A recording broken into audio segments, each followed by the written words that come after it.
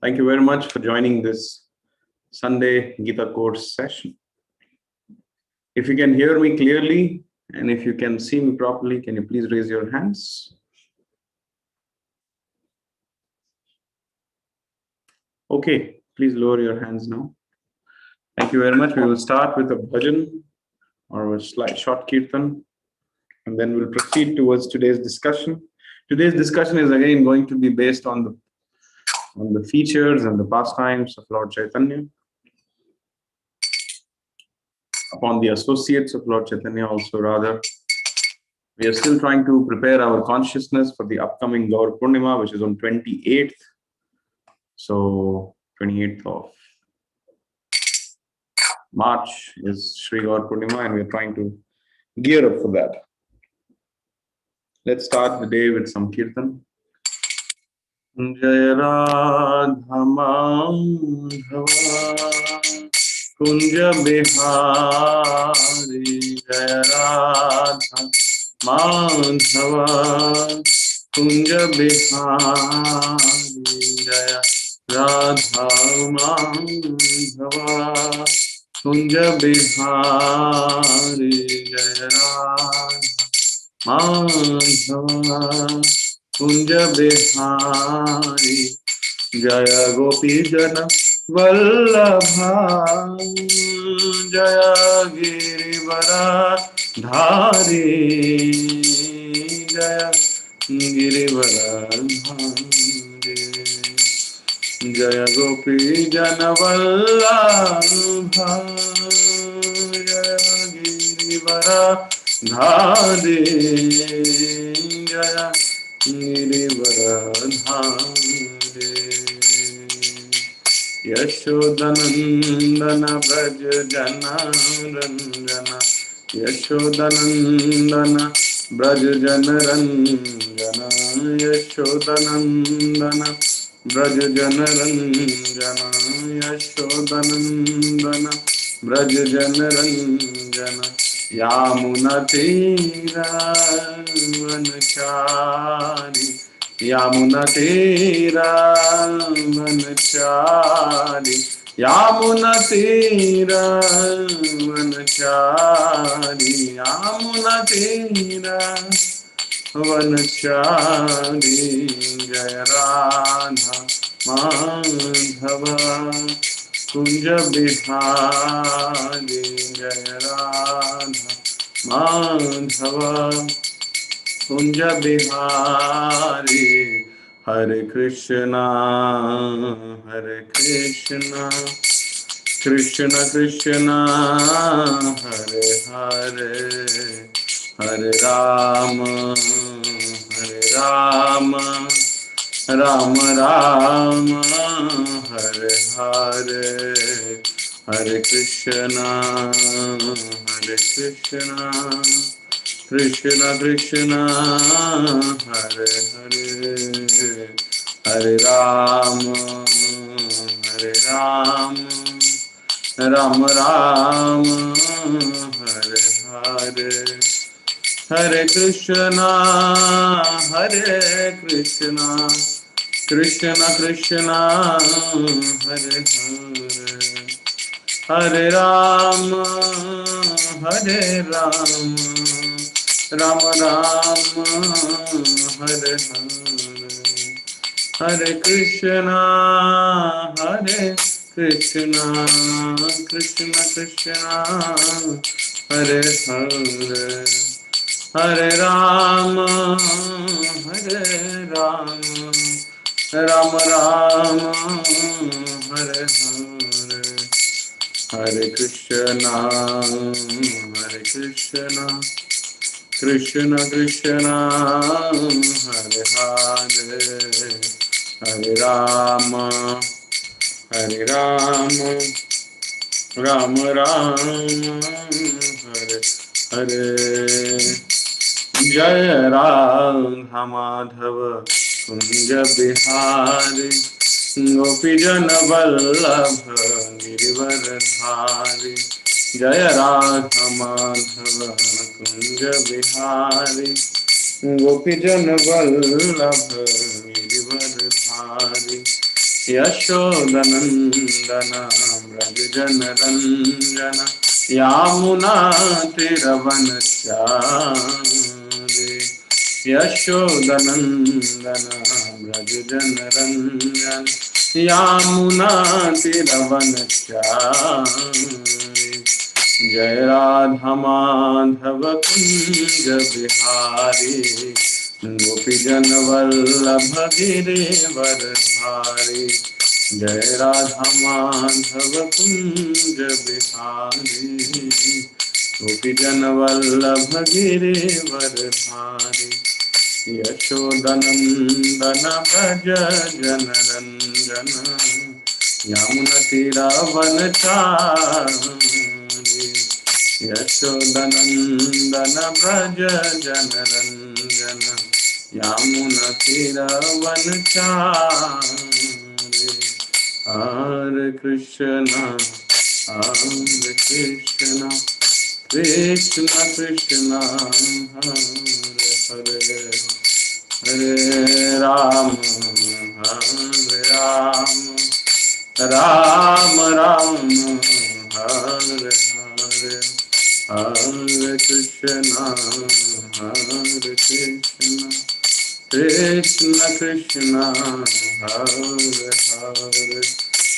Hare Ram Ram Ram Hare Hare Hare Krishna Krishna Krishna Hare Hare Hare Ram Ram Ram Hare Hare Hare Krishna Krishna Krishna Hare Hare Hare Ram Ram Ram Hare Hare Hare Krishna Krishna Krishna Hare Hare Hare Ram Ram Ram Hare Hare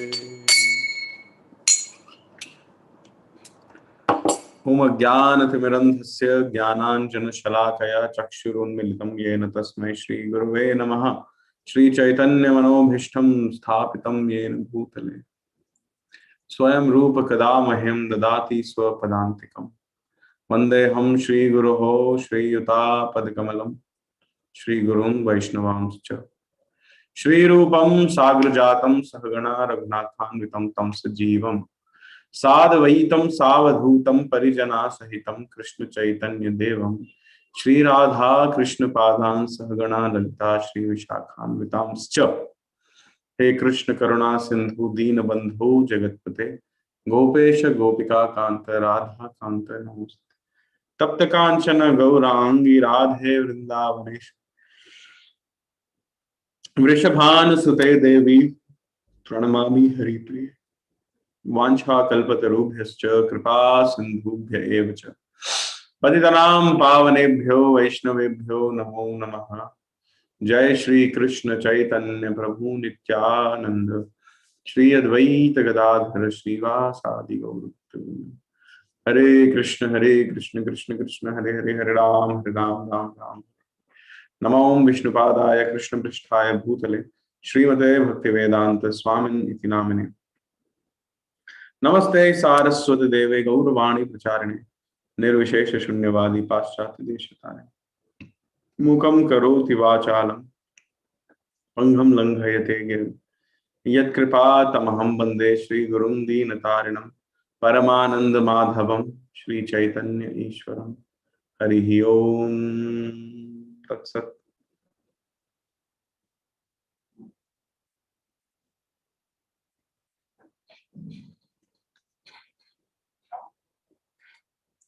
Hare Krishna. So welcome all of you to this wonderful session of the Sunday Gita course. From past quite few weeks, we are not actually reading the Bhagavad Gita, but we are trying to listen more about the pastimes of Sri Krishna Chaitanya Mahaprabhu, who is Krishna himself. Before I proceed, I'll just request someone to become the co-host. I have made one devotee as the co-host. Okay. So Until which point did we discuss the Chaitanya Leela when we were discussing in the last session? I think the last session was titled as the 9 glories of the lotus feet of Lord Chaitanya. So I'm just trying to recollect where exactly I stopped. The pastimes were quite various and quite spread out throughout his lifetime. But I think in one of the Ekadashi sessions, I was speaking about the childhood pastimes of Lord Chaitanya, if I'm not wrong. So today I would try to cover the adult pastimes or the youthhood pastimes of Lord Chaitanya. And since next Sunday is Gaur Purnima, we are not very sure whether we'll be able to do a class because evening there is great celebrations. After registering themselves to attend the Gaur Purnima festival, devotees may try to come to the center. I'll try my best to have a session morning, but if there are too many services and if it is really difficult, then we will just engage ourselves in the evening discussion and the evening class and the evening ceremony. I'll try my best for the morning session, but if at all we have a session next week, then we will discuss the post-sannyas pastimes of Lord Chaitanya. But today I would like to restrict before the pre-sannyas pastimes of Lord Chaitanya. So if you're all ready to hear the pastimes and the tattva of Sri Krishna Chaitanya Mahaprabhu, then you can please raise your hands and indicate that whether you are eager to hear or not. Only 6 devotees have raised hands till now. What about the others? If there is no eagerness, then we will shift to Bhagavad Gita. We will start taking question answers. We'll go back to Gita course. Okay, only 15 devotees. What about the others? At least 50% devotees should raise hand. Otherwise, we cannot say this pastime. That means the other devotees, they don't mind whether it is, whatever is being discussed, everything is okay. Okay, 20 devotees now. What about the others? 21. I'm just waiting for the 50% number.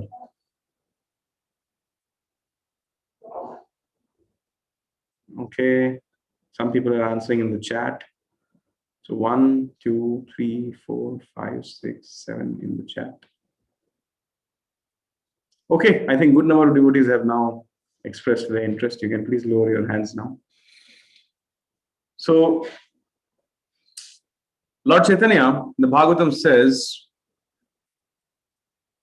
Krishna Varnam Tusha Krishnam Sango Pangastra Parshadam Yagnai Sankirtanai Praya Yajanti Hi Sumedhasha. He is the same Supreme Personality of Godhead Krishna, who has appeared in this Kali Yuga just to reclaim the fallen conditioned souls. There is no other purpose why he has externally appeared.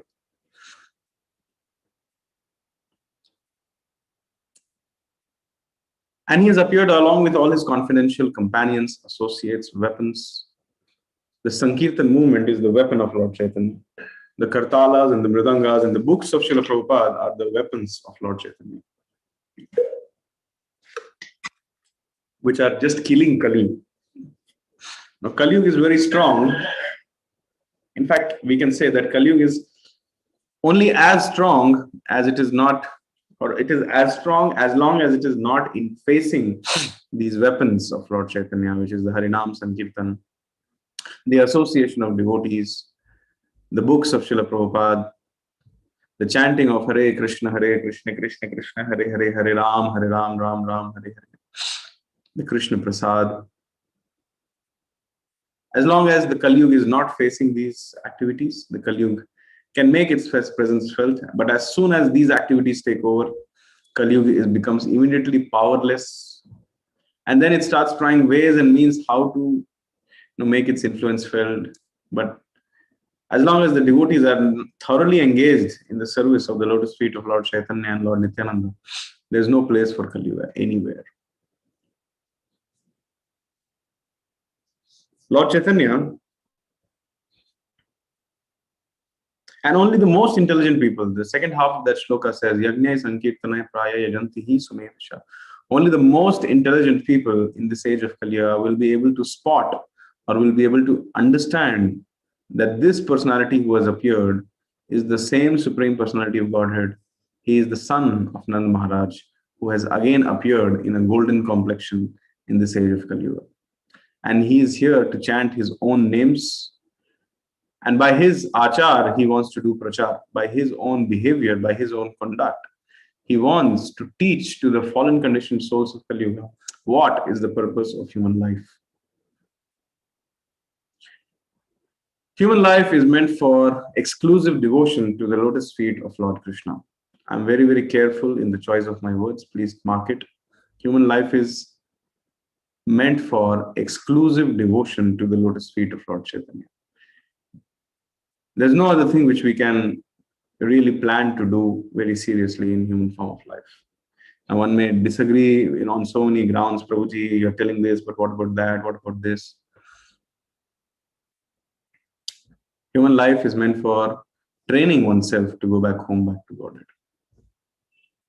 Although we may be engrossed in various other activities which we may feel are a distraction to the process of Krishna consciousness, but still we are doing because due to past samskaras, past anarthas, we really want to do it. Just like a person who is suffering from diabetes may still want to eat some sweet. He knows that he will suffer very, very badly if he over-engages in overeating of other things which is prohibited, but still he wants to eat. So similarly, we are all covered with avidya. Avidya means one does not understand that they are not this body but the eternal spirit soul. And avidya also means that one has lost the understanding that I'm a part and parcel of Krishna, and my life is meant to do eternal loving service for Krishna, unconditional, unmotivated, uninterrupted, eternal loving service to Krishna. Jivera Swarup Hai Krishnera Nityadas. When the living entity forgets that it is an eternal spirit soul and it is an eternal, loving, unconditional, unmotivated, and uninterrupted servant of Krishna, that is the time when they start thinking that there are so many other things apart from bhakti in life, which we have to do. But this is called Maya.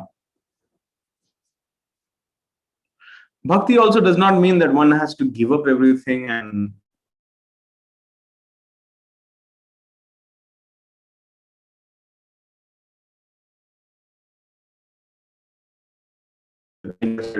everything around you. No, that does not mean bhakti. Bhakti means we have to do whatever we are doing. We have to just change our consciousness. Right now, we are doing something for our own sense gratification. Material work means I'm doing something for my own sense gratification. Krishna conscious work means I'm doing it for the gratification of the senses of Krishna and the devotees of Krishna. That is the difference between material work and spiritual work.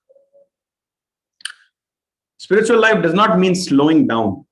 Spiritual life means slowing down our material mentality, slowing down our material engagements also if possible, slowing down our material fever, increasing our spiritual engagement, increasing our spiritual fever, increasing our spiritual mentality.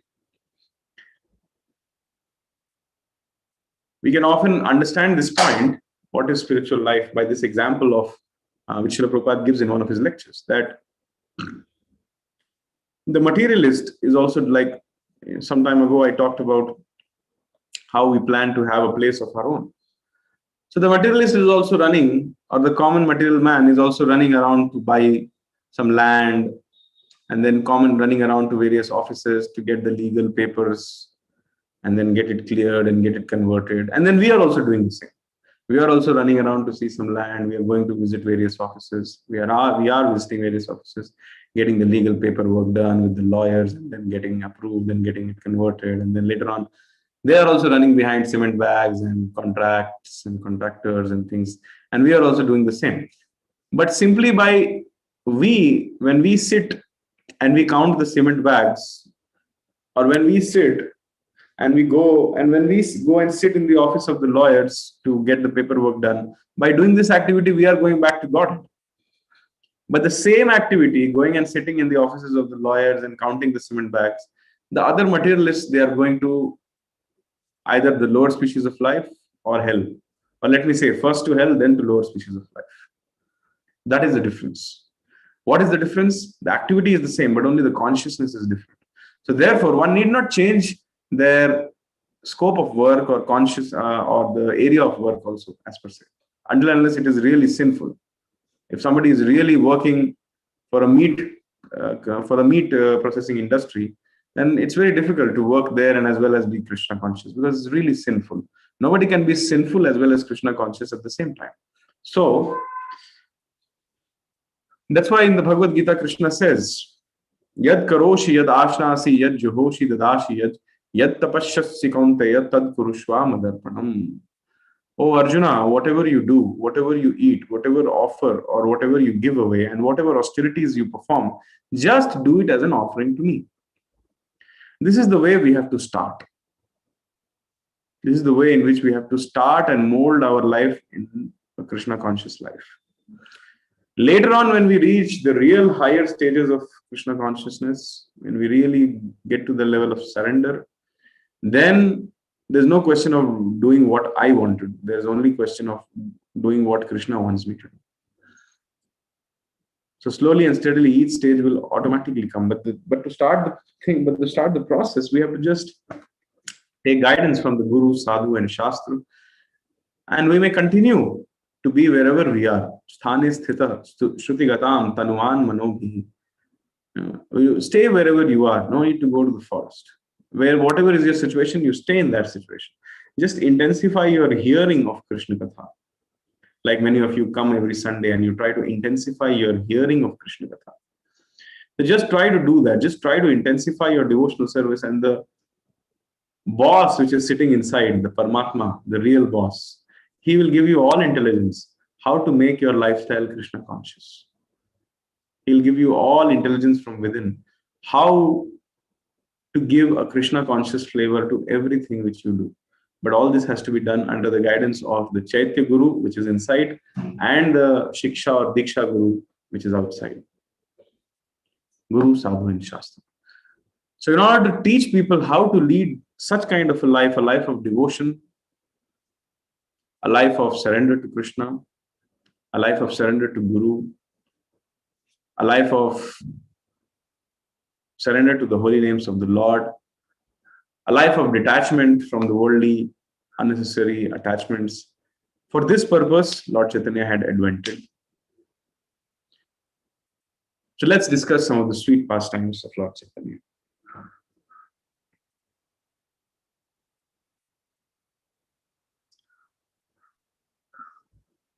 There was a point of time when Lord Chaitanya, when he had grown up around 13, 14 years or so, he was in the mood of a scholar and he was enjoying those scholarly pastimes. He would walk around in the city of Navadvip, and even by the age of 14, everybody had understood that he is the most accomplished, knowledge person in the whole three worlds. And so even at the age of 14, he had a university of his own. It was called as Chatushpathi. So he had a university of his own where students from far and wide. It is mentioned in the Chaitanya Bhagavat that in Bengal, or rather present Bangladesh, earlier everything was Bengal. So the present Bangladesh and even farther eastern side, people used to save for a lifetime. Why? So that they can go and travel to Navadvip and study under Nimai Pandit. That was the mood of people at that point of time. Nimai Pandit would walk around the city of Navadvip with his various students, and he would catch hold of few people. And then he would, in his boyish arrogance, he would ask them questions and thoroughly defeat them in the answers which they would give. Therefore, many Mayavadis, as soon as they would see Lord Chaitanya, they would change their path and they would run away from there. Lord Chaitanya's approach to someone was very, very pleasing. Although he was a Brahmana, but he would just catch hold of someone as if he is some kind of a government official or some kind of a king who has the authority. And with that authority, he would stop anybody and he would say, "Why do you avoid me? Today, I will make sure that you answer my questions before you leave. Although devotees felt harassed by Lord Chaitanya or the Nimai Pandit by his asking of various questions, but still, although they were feeling a little bit harassed, still they would feel some unexplainable joy within the core of their hearts. Every time they saw him, they met him. Nobody knew that Lord Chaitanya, or very few, let's say very few people knew that Lord Chaitanya is the Supreme Personality of Godhead, but still the entire Navadvip was simply devoted to him. They would simply wake up every day and find some excuse to go to Jagannath Mishra's house and see young Gauranga or the Nimai Pandit. They would wait in various places of the Navadvip just to offer something to Nimai Pandit. And this was the pastimes which Nimai Pandit was doing in the land of Navadvip. The entire Navadvip, verbally they may say whatever they want, but Nimai Pandit was their heart and soul. If something would happen to Nimai Pandit, everybody in Navadvip would start fasting just so that Nimai Pandit would get cured. If Nimai Pandit was happy, the whole Navadvip would be celebrating. He was the jewel of the Brahmana class. Long, long ago, it was prophesied that very soon in Bengal, a Brahmin will become a king. And people are thinking that that prophecy has come true. The king or the jewel of the Brahmana class has appeared in Navadvip. And although he's a Brahmana, but he has the characteristics of a king. And he orders everybody like a king also. So in this way, he would be roaming around. He would very humbly ask people some basic questions. Sometimes he would catch hold of the hand of Gadadhar Pandit or Mukunda and very humbly ask them, oh, I hear, O Gadadhar Pandit, O Mukunda, I hear that you study logic. Today you have to answer my questions before you leave. Please tell me, what is your opinion about liberation? And then Mukunda would answer from the various scriptures by citing various references. And then Lord Chaitanya would say, your answers are not up to the mark. And then he would basically defy all the statements given by Mukunda. And then he would defeat Mukunda. And after having thoroughly defeated these devotees like this in scholarly argument, he would prove whatever he had just said to prove them wrong as wrong again. And then again, he would prove whatever he has just proved wrong as right again. In this way, he would playfully, deal with all the devotees. Devotees, after getting defeated by the Supreme Personality of Godhead, they would touch the lotus feet of Nimai Pandit and they would silently go away, praying in their hearts that what is the point of having so much beauty, so much knowledge, so much charisma, so much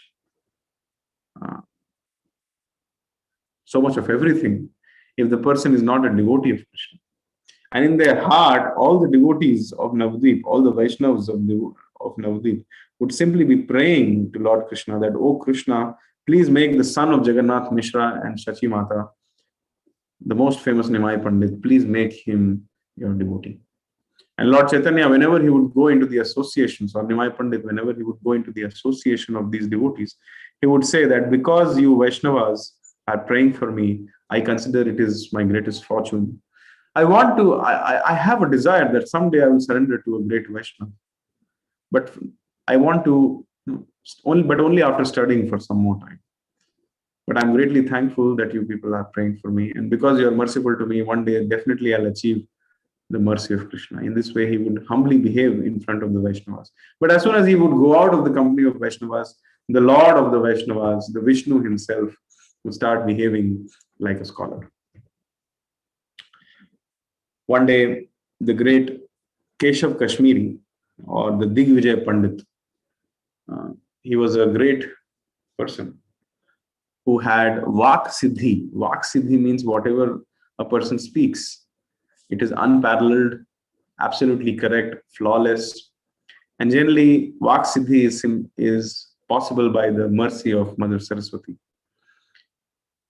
So Keshav Kashmiri was such kind of a person, or his another name was Digvijay Pandit, because he was going from town to town, village to village, place to place, just going and finding out the various scholars in that area and then defeating them in Shastrarth and defeating them in argument.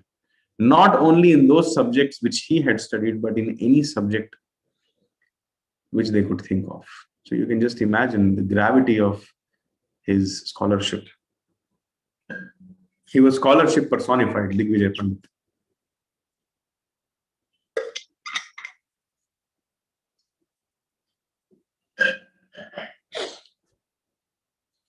Somehow, Digvijay Pandit came to Navadvip, and all the other scholars of Navadvip, they became very difficult, very afraid that he is a Digvijay Pandit. Wherever he goes, he travels with elephants, horses, servants, maidservants.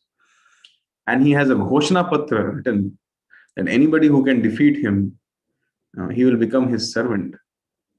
But if he defeats the other person, then the other person has to become his servant, or something like that was written. So all the great Pandits and scholars of Navadvip, they would become afraid, they would run away. All of a sudden, they would start having stomach aches. All of a sudden, their grandmothers would die, so they had to go to the next village and things like that. The people of Navadvip were thinking that, let's match this Digvijay Pandit to our Nimai Pandit. And if he defeats Nimai Pandit, we will say, oh, Nimai Pandit is just a 14-year-old boy. Why don't you match hands with a mature, practicing scholar of Navadvip? And if Nimai Pandit defeats this Digvijay Pandit, which we think he will, then we will say, oh, even a 14-year-old boy of Navadvip could defeat you. So what's the point of even talking to you like that? So like that, they planned. Nimai Pandit, at that point of time, was sitting on the banks of Ganges, exhibiting unparalleled scholarship and exhibiting unparalleled beauty. Words cannot describe the description of the scene when the Lord of Vaikuntha was sitting amongst his students on the banks of river Ganges. And he was simply explaining the various esoteric and internal meanings of the scriptures. The only analogy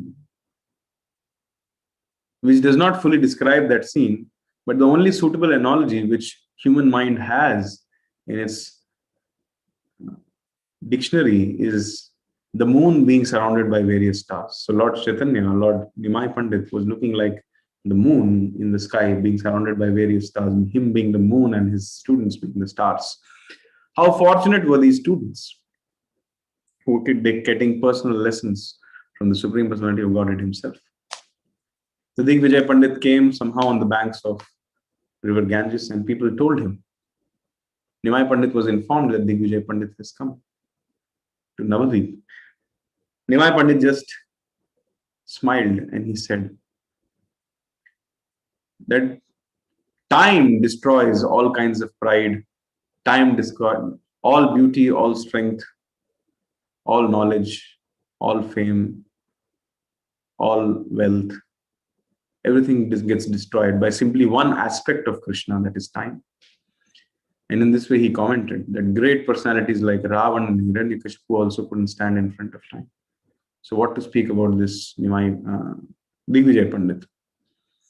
Thinking like this, Lord Chaitanya was thinking to himself that I should handle this Digvijay Pandit, because now that he has come to Navadvip, I should handle him. And simply when he was thinking like this, the Lord, the Supreme Personality of Godhead, his pastimes are so natural and so automatically sequential that as soon as Krishna thinks something, his various multifarious energies get engaged in fulfilling that or in actualizing whatever Lord Krishna has thought. So if Lord Krishna thinks how nice it would be if there is a night right now with full moon, then by that time his Yog Maya Shakti and Sankalp Shakti and others will already be ready after fulfilling and executing it. So Lord Krishna's situation, or Nimai Pandit's, Lord Chaitanya's situation, Lord Nityananda's situation is that they have to just think and then it will happen. So as soon as Nimai Pandit was thinking like that, immediately Keshav Kashmiri appeared on the banks of Ganges. And then he saw the beautiful, effulgent, the Supreme Personality of Godhead, Nimai Pandit, sitting amongst his students. And he asked him, "Are you Nimai Pandit?" And then Nimai Pandit said, "Yes." "Are you Digvijay Pandit?" And Digvijay Pandit said, "Yes, I am Digvijay Pandit." And then immediately Nimai Pandit got up and welcomed him in his Chatushpati. And then he said, "I've heard so much about you. It is my great fortune." Nimai Pandit says to Digvijay Pandit that, "I've heard so much about you. It is my great fortune that I have met a scholar like you, for, in my opinion, in the all three worlds, there is no such scholar like you." In this way, he very nicely greeted the Digvijay Pandit. And he requested the Digvijay Pandit, "Now that we are sitting on the banks of river Ganges, will you be kind enough to glorify Mother Ganges so that we can purify ourselves by hearing the nectarian glorification of river Ganges?" Immediately, momentarily, as soon as Digvijay Pandit heard this request from the mouth of this 14-year-old boy, which even by this time, even Digvijay Pandit had started to develop some attraction towards him for an unknown reason.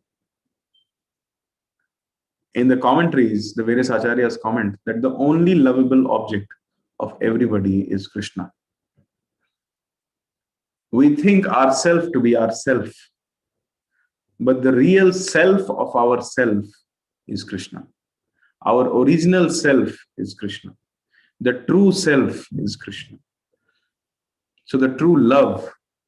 So it is very natural for all of us to love Krishna. And it is very unnatural to think ourselves as Krishna, and it is very unnatural to not love Krishna.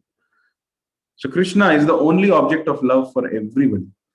So because of this natural reason, even Digvijay Pandit had started developing some affection towards Nimai Pandit.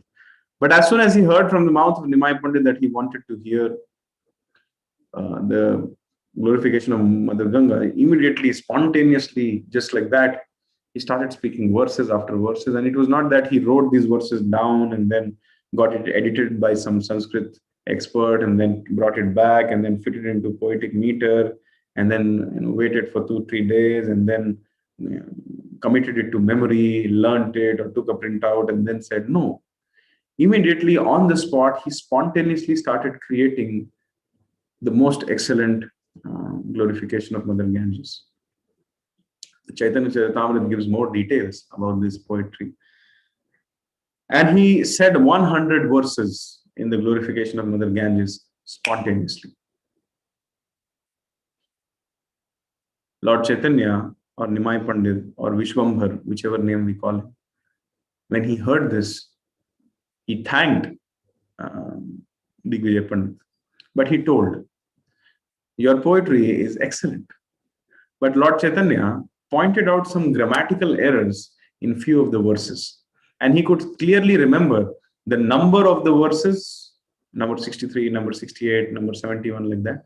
He could tell in which verse, what was the verse number, what was the verse, and what was the grammatical mistake which was made in that verse. All this he could tell spontaneously. And then Digvijay Pandit was stunned. He thought, how is it possible for someone to hear 100 verses for the first time and then remember exactly what verse, which verse number, and what was the mistake? So Nimai Pandit just smiles and says, just like you have the Vak Suddhi, similarly I am Shrutidhar. Shrutidhar is a lineage. It would earlier exist in India. Now I think that lineage is also lost. They would practice, Shrutidhars would practice that whatever they would hear, simply by hearing, they would remember it for the rest of their life. In the previous ages, everybody was Shrutidhar. There were no books, written books or anything in the previous ages.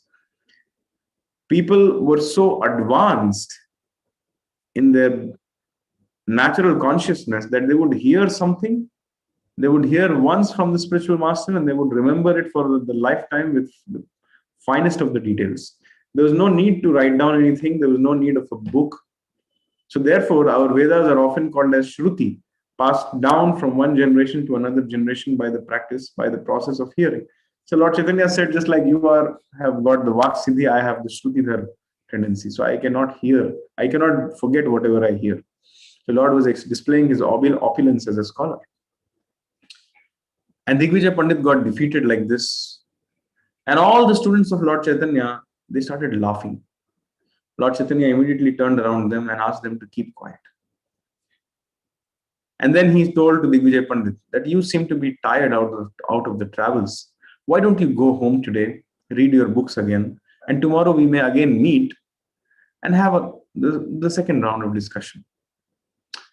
Although Lord Chaitanya, Nimai Pandit defeated the Digvijay Pandit, but Digvijay Pandit, although having been defeated, was not feeling humiliated. These are the sweet pastimes of the Lord. And in his heart, he was feeling that what kind of a chamatkar is this? That I have been thoroughly defeated in public, but I'm still not feeling bad. I'm feeling very good. As if somebody has shown me the love and affection, and by defeating me, as if somebody has become merciful on me. Why am I feeling like this? However, he was also feeling bad that his title of Digvijay has been destroyed, and that too by a 14-year-old boy. He goes home, he chants his Gayatri, and then prays to Mother Saraswati that for what purpose I served you so long? Just for this purpose that a simple boy of a simple village like Navadvip will defeat me? And he started shedding tears and crying, praying. He went off to sleep. And in his sleep, Mother Saraswati comes and tells him that, oh, my dear Keshav Kashmiri, I would always reside on your tongue whenever you would speak something. But today, you were trying to speak in front of my Lord. The person whom you were trying to match hands with is the source of my existence. And I feel very shy to say even one single word in front of him. So therefore, I could not help you. And so therefore, you were defeated. In fact, if you want your true welfare, I order you that tomorrow, even before the sun rises, go to the house of the same Nimai Pandit, because he is the same Lord Krishna, and surrender your life unto his lotus feet. But at the same time, my dear Keshav Kashmiri, do not tell about this fact that Nimai Pandit is the Supreme Personality of Godhead to anyone, because if you do so, you will die immediately.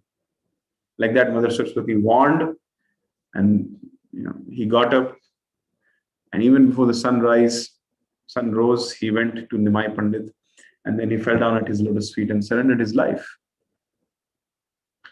And simply, he revealed the truth to Nimai Pandit that Mother Saraswati has told me everything. And then Nimai Pandit simply picks him up and embraces him. And simply by getting one embrace of Lord Chaitanya, his material life finished completely. After that, all that Keshav Kashmiri did was simply chanting of Hare Krishna, Krishna Krishna, Hare Hare, Hare Ram, Ram Ram, Hare Hare. He dismissed all the servants. He dismissed all the maid servants. He distributed all the money which he had. He gave away all the horses and the elephants to people. And then he just became a mendicant after that. And all he wanted to do was chant Hare Krishna. Such is the mercy of Sri Krishna Chaitanya Mahaprabhu, who's teaching people the art of devotional service. Later on, after Chaitanya Mahaprabhu or Nimai Pandit's or Gaura Hari's father, Jagannath Mishra, when he goes back home, back to Godhead, Chaitanya Mahaprabhu or Gaurang Mahaprabhu rather, goes to Gaya to do some Pindadan. So therefore, Gaya is very famous for doing Pindadan. Since time eternal, nobody can even trace out the time. Since time eternal, people who are a part of the Vedic civilization, they have always been going to this holy land of Gaya and offering oblations to their forefathers. If all of you have not done that, I recommend, please find out time, go to Gaya. Don't get cheated there, because now it's Kali Yuga. There are many pandas waiting to snatch your money. So go through maybe you can go through the ISKCON Gaya, or maybe you can find out some favorable, dependable contacts and offer some oblations, do some Pindadan for your forefathers. That is a necessity. In the Bhagavad Gita, one of the fears which Arjuna expresses that he doesn't want to fight, because he says that if I will fight, then all the elders of the family will be killed, and along with them, the family traditions will be killed. Because if the elders of the family and the male members of the family will be killed, then irreligion will prevail in the family. And when irreligion will prevail in the family, then the women of the family will get corrupted.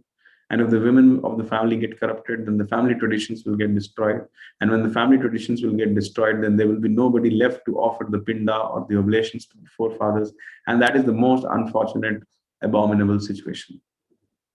This was one of the fears of Arjuna. So in Kali Yuga, nobody offers oblations to anybody. That's the sad situation. We don't know which of our forefathers are stuck in which kind of situation. Maybe some of them may be in the ghostly species of life, or maybe some of them may be stuck in some unfavorable circumstances. Simply by offering Krishna Prasad to them in the form of Pindadan, they get liberated from unfavorable circumstances. Probably they may get a human body again, or probably they may ascend to the higher planetary systems, or probably they may go back home, back to Godhead. So it is very much necessary to do that. However, those who are sincerely chanting Hare Krishna, Krishna Krishna, Hare Hare, Hare Ram, Ram Ram, Hare Hare, and who are sincerely engaging in preaching the science of Krishna consciousness to others, in distributing the books of Srila Prabhupada, in reading the Bhagavad Gita and Srimad Bhagavatam. Those who are sincerely engaged in this, it is said that they don't even need to perform the Pinda. But then don't take it for granted that I'm sincere. Everybody thinks that I'm sincere. But in actuality, if we see how much sincerity we have, we find only a third party person can say how much sincere we are. So let's not be lazy. If Lord Chaitanya, being the Supreme Personality of Godhead, can go and offer Pindadan, then why can't we? Simply by remembering the name of Lord Chaitanya, a person can go back home, back to Godhead. But that self-same Lord Chaitanya, just to set a good example in the human society, goes to Gaya and offers Pindan. And when he offered the Pindan, that's a full pastime there, what Leela he did with the Pandas. But I don't want to cover that. But there, he met a great saintly personality whose name was Ishwara Puri. Ishwar Puri would sometimes often come to the house of Jagannath Mishra when Nimai Pandit was a small child. No matter how naughty Ishwar Puri would be, young Gauranga would always come and render service to him with a lot of gravity and with a lot of sincerity. Nimai Pandit, now grown up, meets Ishwar Puri again in the land of Gaya. And the first thing which he says to Ishwar Puri is that, now I have met you in the holy land of Gaya. Now that I have seen you, oh my dear Ishwar Puri, my Tirth Yatra to Gaya has become actually successful. So basically, Nimai Pandit or Gauranga Mahaprabhu is giving us a understanding that Tirth Yatra is not a Tirth Yatra simply going to some place for sightseeing and if possible, having bath in the river, which is ahead and coming back. Tirth Yatra, or a place, becomes Tirtha by the presence of the devotees there. So if one simply goes to various holy places, sometimes some of my students are very eager to go to the holy places, sometimes alone also. They will say, I have booked a ticket, I want to go there. Simply by booking a ticket, you can't go and see the holy dham. You need to go to the dham in the association of devotees and see the dham through your ears. Simply by going to the dham and having bath in the river there, or doing some charity or shaving your head, you don't get the results of your so-called sightseeing Tirth Yatra. The actual Tirtha are the devotees, the Vaishnavas who are in that Tirtha. So the real result of Tirtha comes by associating with the selfless, pure devotees of the Lord, who may be found in those holy places or who may be residing in those holy places also. So the main purpose why one should go for a Tirtha is to associate with devotees, and not to just have bath in a river and buy some souvenirs and take some photos and do some sightseeing with a guide and come back. That is not Tirth Yatra. That is called waste of time and waste of money. Because the Dham can only be revealed to us through our ears, through a devotee. So Lord Chaitanya set this example by making such statements. Now, Ishwar Puri is himself a great personality.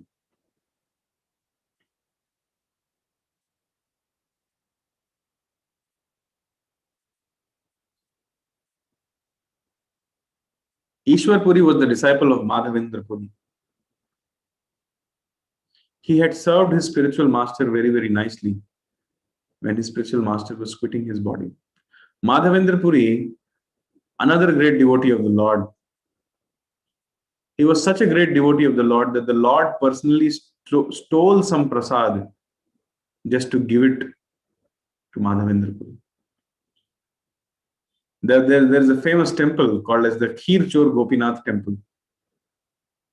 When Madhavendra Puri was passing through that temple, such a pure devotee of the Lord. Actually, today's class should have been on Madhavendra Puri and Ishwar Puri, but I will mention it in brief about their pastimes. When he was passing through that temple, he saw this, they used to call it as the Amrita Kheer. And only 11 pots of such preparations would be made every day to offer to Gopinath. Madhavendra Puri was seeing those pots and he was thinking, if I could taste a little bit of that kheer and understand what ingredients they are making, using it to make, because Gopinath seems to like it very much. The Lord seems to like it very much. If only I could get some morsel of it, then when I also go back, I will also make it for my beloved Gopal. He was just thinking like this. But then immediately he realized that this prasad, this has not yet been offered to Gopinath. And before it is being offered, I am thinking of eating it. And then Madhavendra Puri felt very disgusted that this is the reason, this kind of sense gratificatory desire, trying to enjoy something which is not Krishna Prasad, or trying to enjoy something with, without being offered to Krishna, is the root cause of materialistic existence. So he felt very disgusted and he immediately left the temple. And he went to the marketplace, which was not crowded right now. It was early in the morning. And he sat down there and in a great repentant mood, he started chanting Hare Krishna, Krishna Krishna, Hare Hare, Hare Ram, Ram Ram, Hare Hare. And he was chanting and chanting and chanting.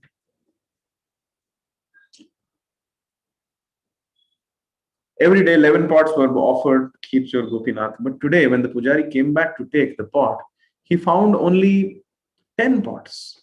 He was thinking, where is the 11th pot? So the pujari got confused. He thought probably I've offered only 10 pots today, or maybe some devotee has kept his own quota already somewhere hidden. So saying this, thinking about all this, the pujari distributed that kheer, Amrit kheer, to everybody. Then he cleaned the place and performed his whatever services he had, and he went to sleep.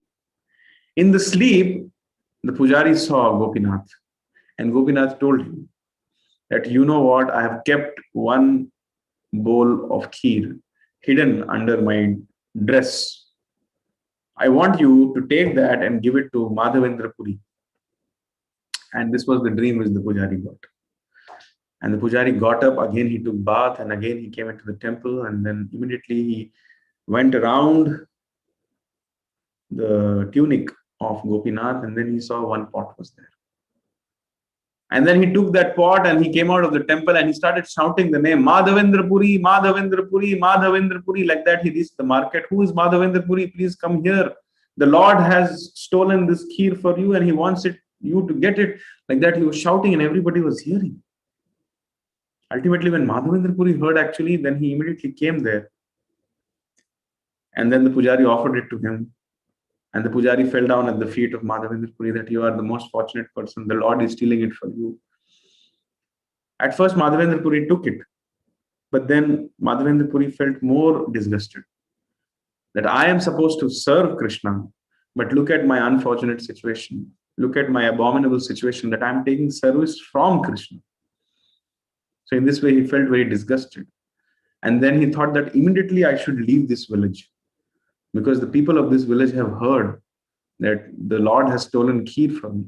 So now they will come to me, they will offer obeisances to me, they will offer respect to me, they will offer value and importance to me. And I don't deserve all this because I'm an offender at the lotus feet of the Lord, because I have, instead of serving the Lord, I have taken service from the Lord. Such was the mood of Madhavendra Puri. And Madhavendra Puri, in his last days, he was simply crying, remembering the various pastimes of the Lord. And Ishwar Puri, his disciple, was serving him. There was another disciple. I'm just forgetting the name. I may be wrong, but if I'm not wrong, then it is Ramchandra Puri. When Ramchandra Puri came to saw his disciple, his spiritual master, he said, "Why are you crying? Don't you know the verse of Bhagavad Gita, Brahma Bhuta Prasannatma na shochati na kamshati sama sarveshu bhuteshu mad bhaktim lavate param?" A person who is a realized soul or a true devotee of Krishna, he neither hankers for anything, nor does he lament for anything which is lost, nor hankers for anything which he doesn't have. You are a spirit soul, you're not this body. Why are you crying? That idiot disciple could not understand the spiritual ecstatic emotions of Madhavendra Puri when he was hankering that when I will reach Mathura, and when I will see my Lord, and when I will roll in the dust of the lotus feet of the devotees of the Lord. Those emotions he could not understand. So Madhavendra Puri chastised him and he told him to get out from that place and never show him his face again. Because Ramchandra Puri, had committed an offense against his spiritual master. So later on in Chaitanya Leela, in the post-sannyas pastimes, we see that he commits an offense against Lord Chaitanya also. One who offends his guru ends up offending Krishna. So it is very, very serious. If we commit an offense against Krishna, then Krishna may forgive us also. But if somebody does an offense against their guru, it is unpardonable. Even Krishna cannot help you after that. However, Ishwar Puri, the dear disciple of Madhavendra Puri, like a humble servant, kept on serving till in the last days of Madhavendra Puri. And Madhavendra Puri was so happy from his service that he blessed him, that may you soon attain the lotus feet of Krishna. And because of the nice humble service which Ishwar Puri had rendered to Madhavendra Puri, the Supreme Personality of Godhead, Lord Chaitanya, or Gauranga Mahaprabhu, Gaura Hari himself, came to Ishwar Puri and begged Ishwar Puri for initiation. So even when Krishna had appeared, he went to Sandipani Muni to get initiation and get Shiksha and Diksha. So in this pastime also, Gaura Hari makes it very clear. There are some idiots speaking to lakhs and lakhs of people on YouTube who say that, why do you need to study scriptures? Keep your mind open. Why do you need a guru? You yourself are a guru. I am God. And things like this, they say. I never served any guru. Or my guru is some Baba who was there in the Himalayas whom I have never met. Gaur Hari, by his personal pastimes, is showing us that how important it is for us to have a Prakat Guru whom we have to serve, take chastisement from, take beating from. Srila Prabhupada says that the Hare Krishna Mahamantra in itself is sufficient to go back home, back to Godhead. But to develop the attitude of surrender, you need a guru. And you can't say that my guru is Ved Vyas. You've never met Ved Vyas. You may accept Ved Vyas as your guru, but how do you know if Ved Vyas has accepted you as a disciple? So all this bogus propaganda of accepting someone as guru who is no longer even present, who is not prakat, is called, this bogus propaganda is called as the Ritvik guru system. So there are so many Ritviks on YouTube, simply speaking some nonsense. They have never read the Bhagavad Gita, chapter 4, verse 34, where Krishna says, Tadavidhi pranipaten. He says, go and offer obeisances. No, to somebody who's not physically present, how will you offer obeisances? Pariprashnena, ask questions. I cannot ask questions to Ved Vyas. I cannot even ask questions to Srila Prabhupada. I can only ask questions to the disciples of Srila Prabhupada. So therefore, Srila Prabhupada is my preeminent Shiksha Guru. But for the purpose of getting Diksha, I have to go to the disciples of Srila Prabhupada. Tadvidhi pranipatena pariprashnena sevaya. I have to render service. First, I should surrender. Then I should ask questions in a humble attitude. Then I should serve those self-realized souls who have seen the truth. And by their mercy, Upadekshantite jnanam jnaninas tattvadarshana. Because they are those tattvadarshis who have seen the truth. By their mercy, I will progress in Krishna consciousness. When they become pleased with me, I will advance. And not by simply chanting my own 16 rounds. No. I am chanting 16 rounds because my spiritual master has ordered me to chant 16 rounds. So my chanting of 16 rounds is primarily meant for his pleasure. And when he gets pleased with me, I will advance. Otherwise, the kind of offenses I make while chanting 16 rounds, the kind of monkey mind which I have, I may go on chanting for billions of lifetimes with this offensive mentality, but I may never attain the lotus feet of Krishna. So it is the pleasure of the senior devotees, it is the pleasure of Hari, it is the pleasure of Guru, which is instrumental to please Hari. And also the pleasure of other Vaishnavas. We have to be very, very serious. So Lord Chaitanya showed it by his personal example that one who serves his spiritual master very sincerely, he can even become the spiritual master of God. So Lord Chaitanya or Gauranga Mahaprabhu, when he meets Ishwar Puri, he makes the statement that my journey to Gaya has become successful. And then he takes shelter of Ishwar Puri and he begs to him for initiation. Ishwar Puri tells him that I don't know why I'm feeling so happy after meeting you. I feel the same happiness when I'm meditating on the lotus feet of Krishna. And I'm feeling the same happiness when I meet you. So therefore, I'm concluding that you are the same self, Krishna, who has now appeared before me. Although you are the spiritual master of the entire world, of the entire universe, the entire creation, but somehow you have come here to deliver me by accepting me as your spiritual master. This is your mercy upon me. And in this way, both the spiritual master and the student, they had some intimate discussions. And Ishwar Puri became successful in his spiritual life by accepting Sri Krishna Chaitanya Mahaprabhu as his disciple. Such are the sweet pastimes of Nimai Pandit. Ishwar Puri requested Nimai Pandit. He told Nimai Pandit, you are the great Nimai Pandit. I have written down some composition. Can you please read it once and tell me whether it is bona fide or not? Nimai Pandit, who could even defeat personalities like Keshav Kashmiri, denied to read or comment upon the instructions or the composition of the spiritual master. He said that, Guru Maharaj, whatever you have composed here is the glorification of Krishna. And even if such glorifications are imperfect, thoroughly honest men will always accept it, read it, and embrace it. These are the statements of Gauranga Mahaprabhu.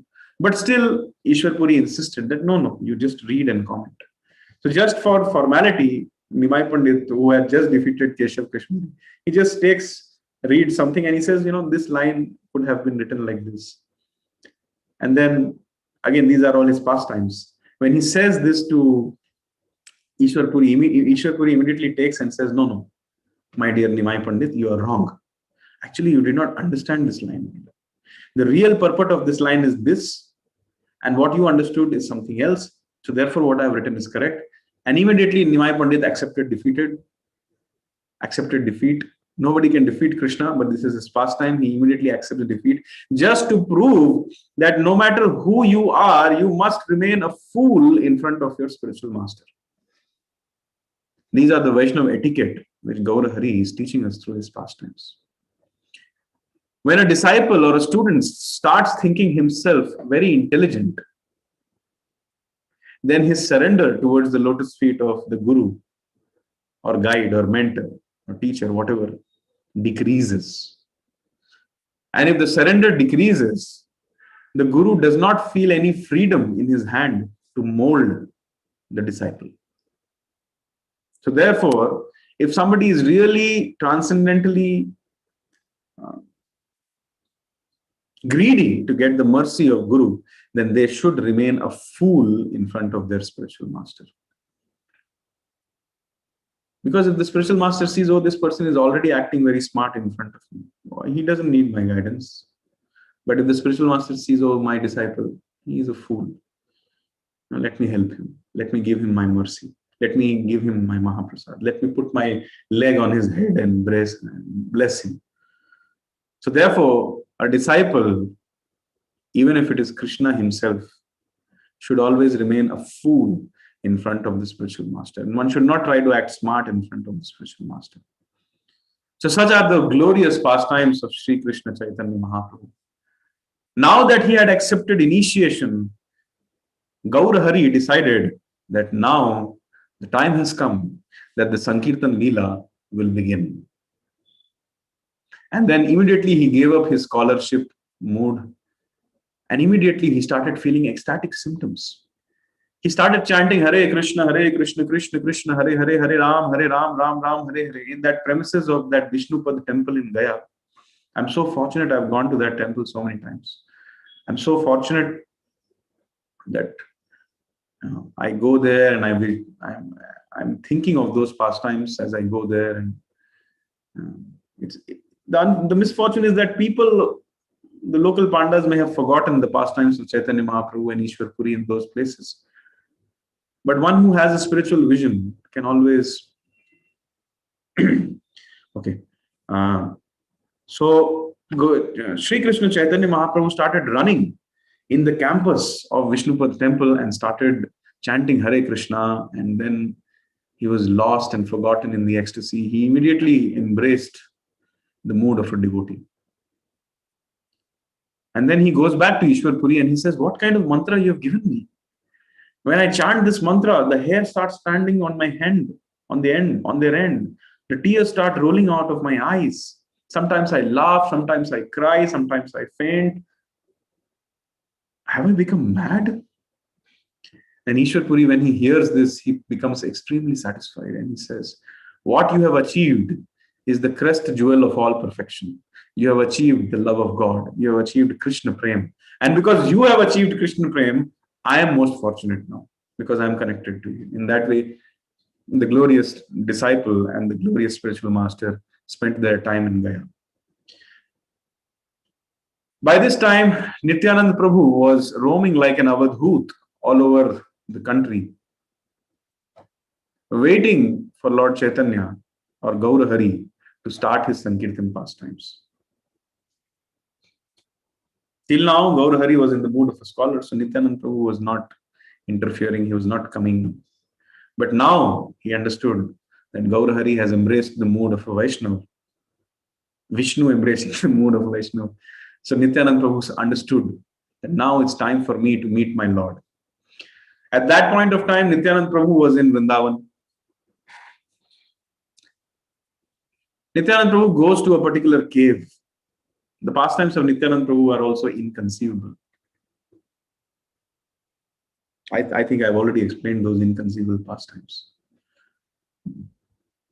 Nityananda Prabhu would sometimes swim in the Ganges or the Yamuna, and he would remain floating on the waves.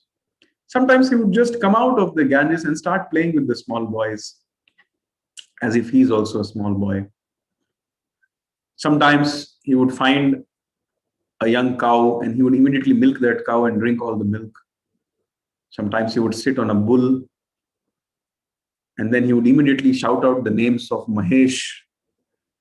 And the Acharyas comment that as soon as Nityananda Prabhu would start shouting out the names of Mahesh, Mother Parvati and Lord Shiva in invisible forms, they would immediately appear and touch the lotus feet of Lord Nityananda. So who can explain the inconceivable pastimes of Lord Nityananda? But now when he understood that my Lord, Gaurahari, Nimai Pandit, has started the Sankirtan movement, because after Gaya, when he comes back to Navadvip, he immediately embraces all the Vaishnavas and all he wants to do after that is Sankirtan, chanting the names of the Lord. And everybody in Navadvip, all the Vaishnavas in Navadvip, their true desire has been fulfilled. Nimai Pandit, the crest jewel of the Brahmanas, the heartthrob of Navadvip, the beloved of everybody, the most famous personality in the whole creation, Vishwambhar, has now become a devotee. And the Bhagavad Gita says, Yad yad acharati shreshthas tad tad eva taro janaha sayad pravanam kurute lokas tad anuvartate. Whatever action a great man performs, the common public always follows. So the Vaishnavas were very happy that now the son of Jagannath Mishra, the beautiful son of Mother Shachi, has become a devotee.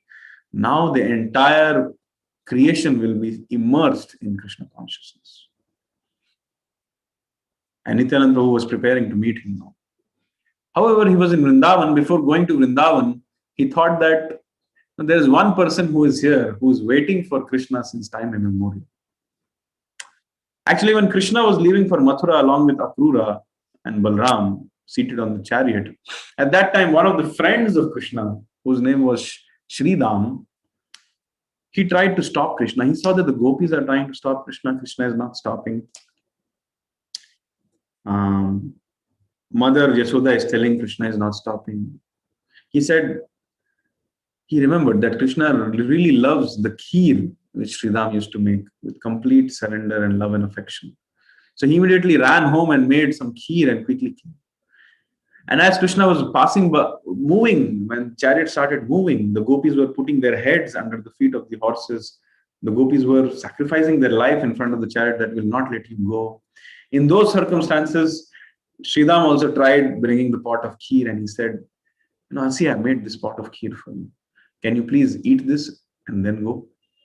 Krishna said, thank you, but you need to wait. I have to go now. So Sridham said, okay, I will wait with this pot of kheer. Krishna said, I may take some time to come back. Sridham said, no problem, I will wait. Krishna said, I may take years to come back. Sridham said, I will wait. Krishna said, I may not come back. Sridham said, I will wait. So that same Sridham is said to have been waiting in one of the caves of Govardhan, simply waiting for Krishna to return. So Balram knew, nobody else knew because this was a different yuga. So he went out to the cave where Sridham was sitting. Nityananda Prabhu knew, and he called out his name, and Sridham came out, and Sridham was from a different yuga, so he was much taller. And then he called out, and when the Sridham came out, and then he asked, who are you? And then he said, I am Balram. So Sridham said, how can you be Balram? Balram was so strong, so tall, so beautiful, but you are like a tiny creature in front of me. So Nityananda Prabhu explains him, yes, I am Balram, but you know what, this is Kali Yuga, and so we are all changed in size. I have come to take you to Krishna. Do you want to go to Krishna? Okay, how many of you want to go to Krishna? Please raise your hand. All those who want to meet Krishna, go to Krishna, please raise your hand. Thank you very much. Only 12 people? Only 13? Only 25? Only 26? What about the remaining 30 people?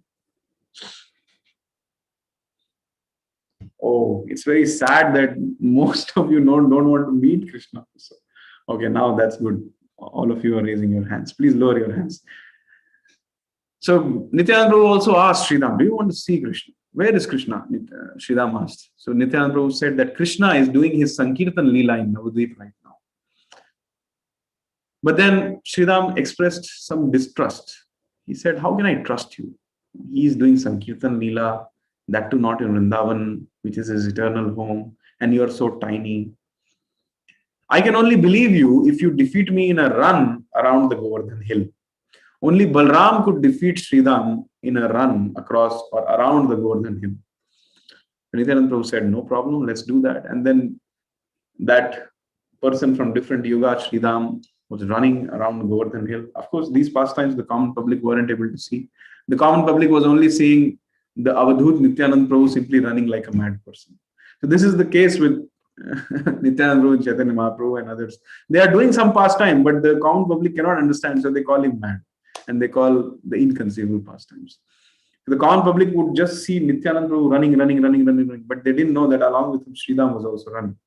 So Nityananda Prabhu ran across the Govardhan hill and defeated Sridham. Sridham could complete only one round, and by that time, Nityananda Prabhu could complete 2 rounds again around Govardhan hill. And mind you, Govardhan hill at that point of time was around 35 kilometers in circumference. So Nityananda Prabhu ran 70 kilometers just like that. So then Sridham agreed that yes, you are Balram, because only Balram can defeat me. And then he took Sridham along with him, but then before taking, he did some things which were necessary. He put the hand on the head of Sridham and he reduced him in size. And then this Sridham in Chaitanya Leela becomes Krishna, Abhiram Thakur. Abhiram Thakur, who is a great devotee of Lord Chaitanya always resides in his heart, who can give love of God to anybody. That Abhiram Thakur is not different from Sridham in Chaitanya Leela. So it is mentioned that Nityananda Prabhu and Abhiram Thakur, they came to Navadvip to meet Gaur Hari. So in this way, the meeting of Nityananda Prabhu and Gaur Hari is a very ecstatic meeting. It's a separate pastime, which I will not describe today. I'll just move on that how these two lords, Nityananda Prabhu and Gaur Hari, they started exhibiting the Sankirtan Leela. Once Gaur Hari came and he told the devotees that why are we wasting our time sleeping in the night? Why can't we just chant all night?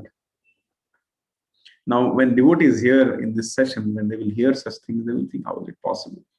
But please understand, when the spiritual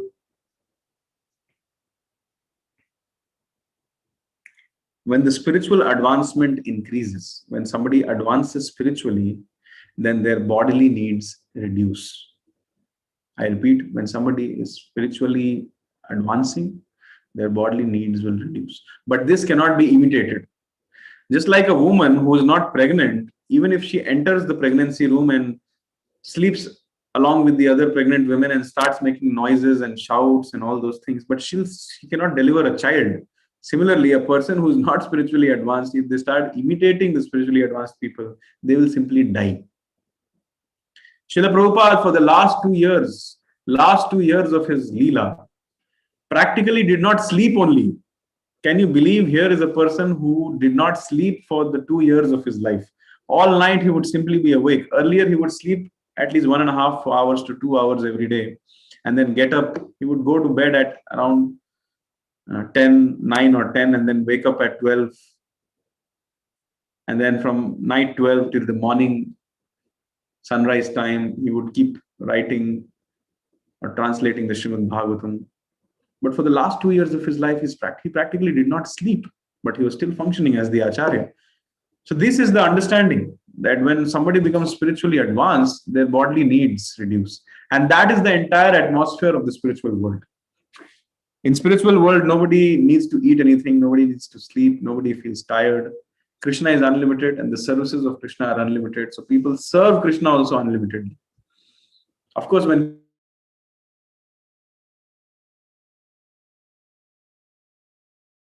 along with him, everybody eats. But they do not have the urge to eat and sleep like us. So one of the reasons why we want to go back home, back to Godhead, is because here when we are serving Krishna, we have the limitations of this material body. But when someone goes back home, back to Godhead, there they can serve Krishna without the limitations which a material body brings in a huge way. So Lord Chaitanya came and proposed to his eternal associates that why are we wasting time? Let's chant all night. And everybody instantaneously agreed. Gaur Hari became extremely merciful on one of his devotees whose name was Srivas, who was the incarnation of Narad Muni in Chaitanya Leela. Srivas Thakur was a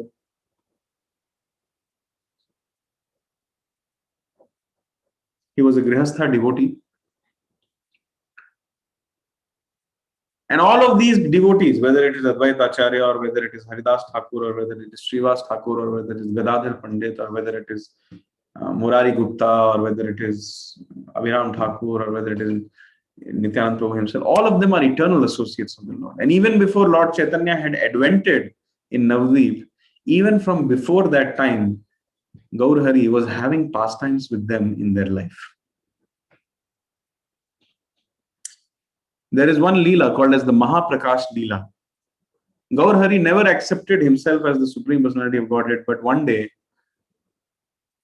when the Sankirtan was going on in the house of Srivas Thakur, Gaurang Mahaprabhu understood the inner mood of all his devotees. He saw that all the devotees want to worship him and serve him. So therefore, only for one instance, at one point of time only, he accepted the mood of Krishna. And then he started revealing to everybody that, yes, I am Krishna. And then he started revealing to everybody that even before I had come, I did this pastime with you. Even before you knew me, I helped you in that way. I saved you in that way. I saved your family in this way. I did this to you. So in Srivas Thakur's case also, Gaurang Mahaprabhu had always been there with him. Even before Gaurang Mahaprabhu had actually advented, he was personally taking care of Srivas Thakur. So Srivas Thakur was a very great devotee. And every day, the most fortunate person in the whole creation, Srivas Thakur, would receive Gaurang Mahaprabhu. The best of the dancers in the whole creation would go. Gaurang Mahaprabhu, the best dancer in the whole creation, would go into his house, and whole night Sankirtan would be performed in the association of his intimate disciples, in the association of his intimate devotees.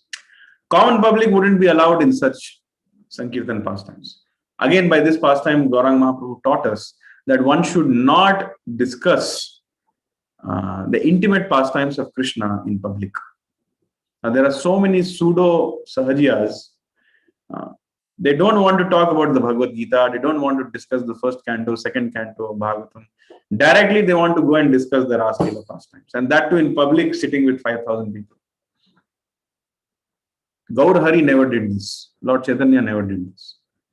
So therefore, when the intense ecstatic Sankirtan would happen whole night in the Angan of Srivas Thakur, in Mayapur, if you go, there is this Srivas Angan. And that is the birthplace of this Sankirtan movement. When you go there, you will feel those vibrations, provided you go in the association of devotees. You see the place where the most novel dancer of the whole creation, Lord Krishna, Lord Chaitanya, had danced along with Lord Nityananda and all the other devotees. That place is still there. The Mridangas are still there. That Srivas Thakur's Angan is still there. If at all you go there, you please offer intense prayers in that place, because that place is the original birthplace of ISKCON, original birthplace of the Sankirtan movement. So Gaur Hari would go there every day and perform Sankirtan pastimes, and he would fulfill the desires of all the devotees according to the way they approached Krishna, in whichever mood they approached Krishna. Whole night the Sankirtan used to happen, and in the morning, 1 or 2 hours, they would all go home and sleep. Most of the people who were a part of this Sankirtan, they used to forget also, okay, what is my name? And do I have a family? Do I have a house to maintain? Do I have some cows? Everything they used to forget. They would just be chanting Shri Krishna, Chaitanya, Gaur Hari, Krishna, Krishna, Krishna, like that. They would be chanting all the time.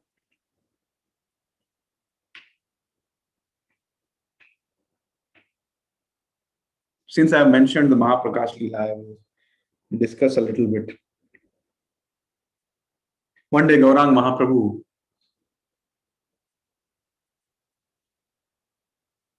saw the devotees, that they were all performing Sankirtan, but all of them were having this intense desire in their heart that we are all worshipping Krishna, singing the names of Krishna. And Krishna is directly in front of us. They are Sango Pangastra Parshadam. His personal associates knew that he is Krishna.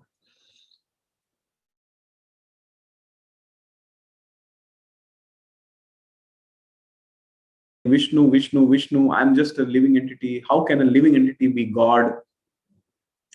Again, this is a very instructive pastime of Lord Chaitanya, because he knew that in Kali Yuga, there will be many idiots, imposters, who would claim themselves to be God, who will say that I have delayed the sunrise, I have delayed the sunset, who would say that I am eternal, who would say that I am God, you are God, everybody is God. So therefore, Gaur Hari, by his pastimes, he always never accepted that he is God.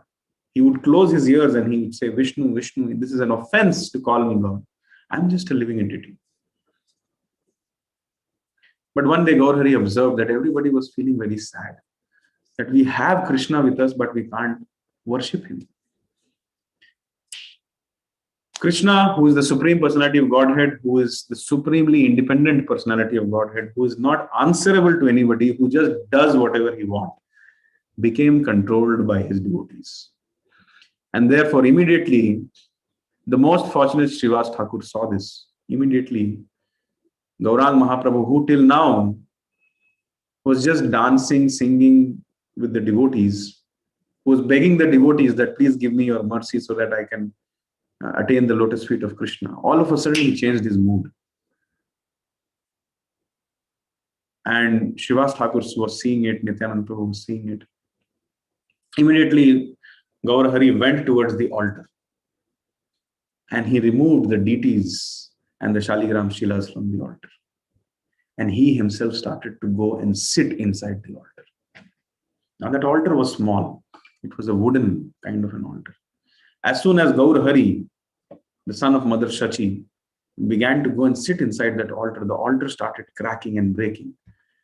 Nityananda Prabhu understood the mood. Nityananda Prabhu, who is the servant of Lord Chaitanya, according to the mood of Lord Chaitanya, understood the mood of Lord Chaitanya. So immediately he ran towards that altar. And just like Anant Shesh, who is an expansion of Lord Nityananda, holds on his hoods the billions of universes in the material world, immediately Lord Nityananda held the altar and protected it from breaking, just like Anant Shesh holds the various universes.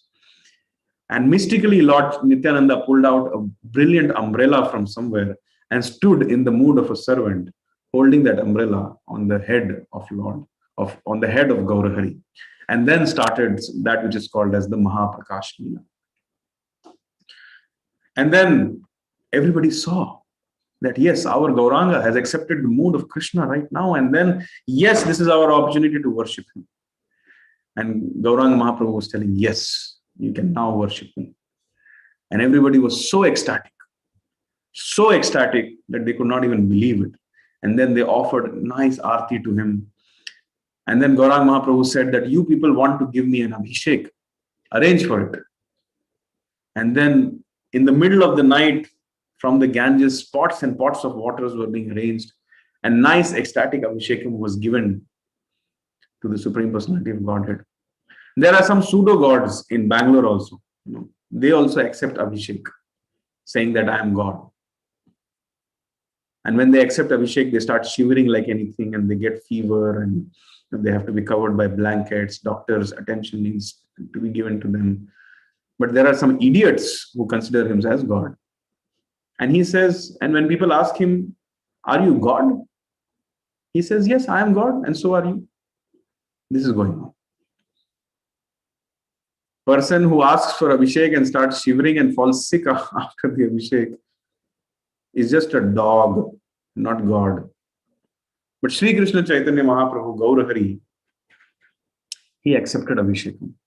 And then he knew that the desires of the devotees, but he just wanted to, understand and bless everybody. Sometimes devotees feel that if I want to get the mercy of my spiritual master, if I want to get the mercy of Krishna, I have to be in the forefront. I have to be in front of the altar like this so that Krishna can see me. But again, Gaur Hari, by his pastimes, gave a very nice instruction to all of us that it is not about being in the forefront, but it is about the mood and the devotion with which you do your services. Especially in ISKCON, it may be a case, like especially in my spiritual master's case, he has more than 50,000 disciples. So I may feel that, he doesn't know me, and he probably has seen me only once or twice in my life. I met him only 3 times. I may feel that, whenever he comes, I have to be in the forefront. I have to say something intelligent, or I have to do something, and he should appreciate me. This is not needed. If wherever I am, whether it is in the background or whether it is in the background of background, if simply I'm doing my service with love and affection, following the instructions of my spiritual master, Krishna knows, Guru knows. So Gaur Hari showed by his pastime, he asked Srivas Thakur, "Oh Srivas Thakur, all of you have nicely given me bath with these pots of water being brought from Ganga. But who is the one who is in background, who is arranging these, because Abhishekam means there is a sequence. It was not just water, it was various paraphernalia, milk, honey, and so many other things. So he inquired that who is the person who is arranging. He knew Srivas Thakur had a servant whose name was, her name was maid servant, her name was Dukhi. So he found out that who is the person in the background who is arranging for all these paraphernalia. And Srivas Thakur said, it is my maid servant Dukhi. And Lord Chaitanya said, bring her in front of me. And immediately Dukhi came in front of him, and Gaurhari told that I'm very pleased with your service. From today, your name is not Dukhi, but from today, your name is Sukhi, because I give you the love of God. And immediately Lord Gaurhari placed his leg on her head. And after that, all of us can guess what would have happened. She became ecstatic. She started rolling on the ground in ecstasy. She started chanting Hare Krishna, Krishna Krishna, Hare Hare, Hare Ram, Ram Ram, Hare. Immediately, the devotees decided to feed Gaurhari. And they started bringing everything in the middle of the night. I don't understand how they would have handled it. They would have woken up their family members and they would have immediately started cooking, and a lot of prasad was being brought. But as soon as the prasad was being brought, no matter whatever quantity of prasad was being brought in front of Gaurhari, he would eat it up and everything would get over. And then he would ask the devotees to bring more. And then again the devotees would go make some rice, make some this, make some that, again bring some items, and again he would eat it all up. And then Gaurhari would say, bring it more, bring more, bring more. There are many people who claim themselves to be God. I challenge them. If we place 64 items or 108 items in front of you, how many servings of that can you eat? You're calling yourself God, but this is one of the characteristics of God. God is like, custom is that once Jagannath is fed, even before the hand of Jagannath dries, another offering comes. And whole day he is eating, and simply offering his Mahaprasad to everybody. This is God.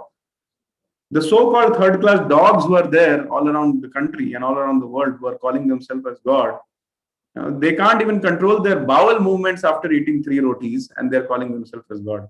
But Gaurhari, by this pastime, has shown he ate unlimited prasadam that time, and devotees after that, they fell down at the feet of Gaurhari and they begged him that the entire universe resides in your belly.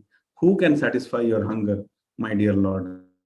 So we request you to you are Atma Ram, you are self-satisfied. We request you to kindly feel satisfied with whatever little offering which we have been able to give till now.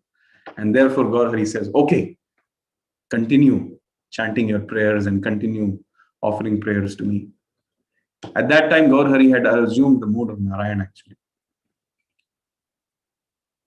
And then somebody offered him something, some betel nut or something, and Gaurhari very beautifully put it inside his mouth and started chewing it. And then he started ordering everybody. Srivas Thakur, come in front of me. Ask whatever benediction you want. And then Srivas Thakur said, you have made me most fortunate by doing your Sankirtan pastimes in my house.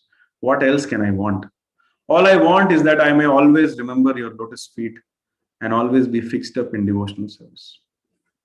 A common materialistic man, if he would have been placed like that in front of the Lord, he would have said, give me some money, give me some car, give me some women, give me some this, may my enemies die. But this is what the pure devotees pray for. We should always assess our advancement in Krishna consciousness by seeing the kinds of prayers we offer. But the devotees of the Lord, what are they praying? I just want pure devotional service. I don't want anything else.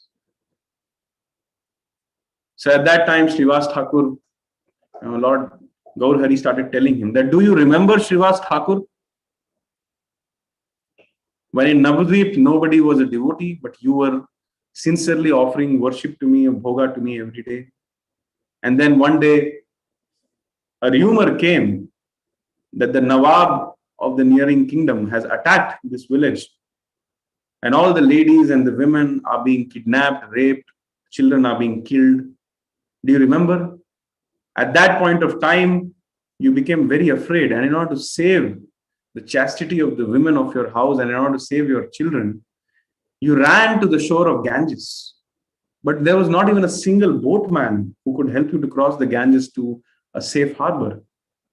And at that point of time, you earnestly prayed to Lord Krishna and you remembered him.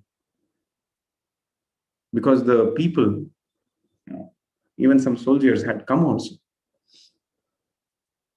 So the boatman who had come that day and who had helped your family to cross the Ganges, it was me, O Srivas Thakur. Do you remember this? And then Srivas Thakur, when he heard this, he came in ecstasy. And he started offering obeisances and offering wonderful prayers. Then Gaur Hari called Advaita Acharya. Acharya, please come in front of me. Do you remember how peacefully I was sleeping in the ocean of milk? And simply you were calling out my names very loudly. You were disturbing me so much. It is because of your call that I have descended in this material world. You, my dear Nada. Nada means a person whose head is shaved. So he used to call Acharya as Nada. Oh, my dear Nada, it is only because of you I have descended. So you are most dear to me. You remember that once you were studying the Bhagavad Gita and you would give, just like Srila Prabhupada has given devotional commentary or Krishna Bhakti Yoga commentary for each verse of Bhagavad Gita. So Advaita Acharya also would do it. Because the real purpose of Bhagavad Gita is Bhakti Yoga. There are some foolish interpreters who say that Prabhupada's Bhagavad Gita is not good because he gives the Bhakti Yoga perspective in each verse. But that is what Krishna wanted. And even in this Advaita Acharya's pastime, it is confirmed that Advaita Acharya wanted to give the Bhakti Yoga purports, the Bhakti Vedanta purports for each verse. But there was this one verse. Do you remember, Acharya, that there was this one verse which you were not able to decipher how to give the Bhakti Yoga purports for this. So you decided to fast and you were sincerely praying to me to reveal this meaning to you. And do you remember that in your dream, I had come and we had discussed this chapter, this verse number, and I had explained to you the meaning. And after that, I fed you. Do you remember, Acharya? And then Advaita Acharya remembered this was a pastime of his youth. And when he remembered this, he also became ecstatic.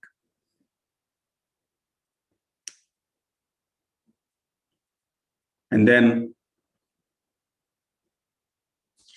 Gaur Hari ordered, bring me Sridhar. All the devotees started singing, thinking, who is Sridhar? And then they saw all around them, some only 12, 15 people were there. There's nobody called Sridhar. And Gauranga Mahaprabhu said, I want Sridhar immediately here. But they pleaded to the Lord that, my dear Lord, we don't know who is Sridhar. Can you please tell us? Then Gauranga Mahaprabhu guided that, okay, you go to this place. There is a tree there, and there is a very worn out kind of a cottage. In the dead of the night also, you will hear the chanting of my names. And the person who's chanting my name, just pick him up and bring him here. But my dear Lord, who is that person? He is Sridhar. And if he doesn't want to come here at this point of time, my Lord, then what should I do? Just tell him that I have ordered him to come here and bring him. Like that, Gaur Hari was talking. Because he had assumed the mood of, that is what the devotees wanted. The devotees wanted to worship him in that Narayan form and awe and reverence and accept orders from him. So the devotees went in the dead of the night and the exact description what Gaur Hari had given. There was a tree, there was a house, there was a hut, it had no roof. And loudly someone was chanting. They went and they asked him, are you Sridhar? He said, yes, I'm Sridhar. And then they said, the son of Mother Shachi, Gauranga Mahaprabhu, wants to meet you. And then Sridhar said, what? Gaur Hari wants to meet me? But why does he want to meet me? And he said that we don't know. He has called you immediately, you should come now. And then he said, yes, I will come. And then immediately Sridhar came in front of Gaur Hari. But now I would like to switch off the commentary of Gaur Leela and start the commentary of Sridhar's pastime.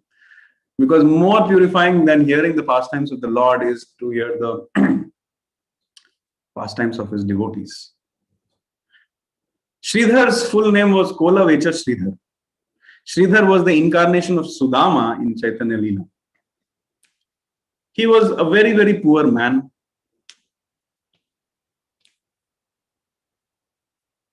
Banana is a tree or is a plant. Actually, it does not belong to this earth planet. It has been gifted by the demigods to be used in the earthly planetary systems. You see, the speciality of this banana plant is that every part of this banana can be used. The leaf can be used, the fruit can be used, the flowers can be used, the stem can be used, the root can be used. So it's a very, very extraordinary plant. No such plant is found in other places on earth. I mean, no such other plant is found on earth, I mean to say. So, and in Bengal, at one point of time, every house had 15-20 banana trees. And in such a situation, Kolavecha Sridhar, when every house has so many banana trees, in such an environment, Sridhar used to sell banana leaves. Even when nobody wants it, he used to sell banana leaves. And whatever he would earn, 50% of that he used to use in the service of Mother Ganges, because his spiritual master had ordered him that 50% of your earning you use for the worship of Mother Ganges. Why? Because Mother Ganges has touched the lotus feet of Krishna. That is why.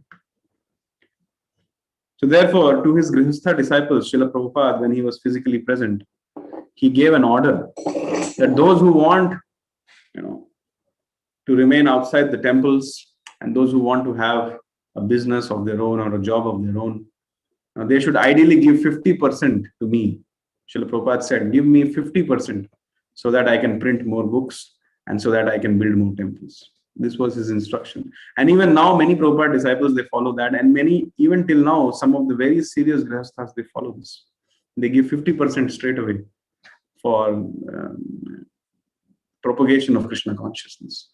And they have never had any problem in their life. I have met one Prabhupada disciple whose name is Vayasaki Prabhu, a great Kirtaniya. It is my desire that I want to go and learn Kirtan from him someday. He told me that the day he got married, he resigned from his job. He threw a challenge in front of Krishna that, oh Krishna, you say in Bhagavad Gita, also my spiritual master Prabhupada said that you are the maintainer, and that the only sole thing which someone needs to do is devotional service. So therefore, I throw a challenge in front of you. I am quitting my job. Now you take care of me. And then he raises his hand in front. He raised his hand in front of everybody and he says, 30 years have passed. I have a wife. I have children.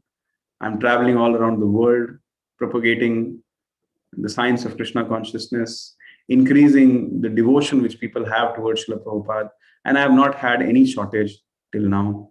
And trust me, I don't have a job and Krishna is maintaining me. Like that, he was challenging all the Grihasthas who were sitting and listening. So this is the reality, that one need not have any anxiety once they start Krishna consciousness in a dependent mood under the guidance of Guru, Sadhu and Shastra. So Kolavecha Sridhar also used to spend 50% of his money in serving Mother Ganges, but he did not spend anything on himself. Even if his dhoti used to get torn, he used to tie a knot on his dhoti and wear the same dhoti. Child Nimai Pandit, when he was 13 years old, or 14 years old, every day he would walk into the market, and there were so many other people in this market, but Nimai Pandit would never stop at any of these shops. And he would only and always and every day go to the shop of Kolavecha Sridhar. And he would ask the same question every day to Kolavecha Sridhar. That Sridhar, what is the price of these banana leaves? Now Sridhar was a thoroughly honest man, and to some degree he was attached to his poverty also.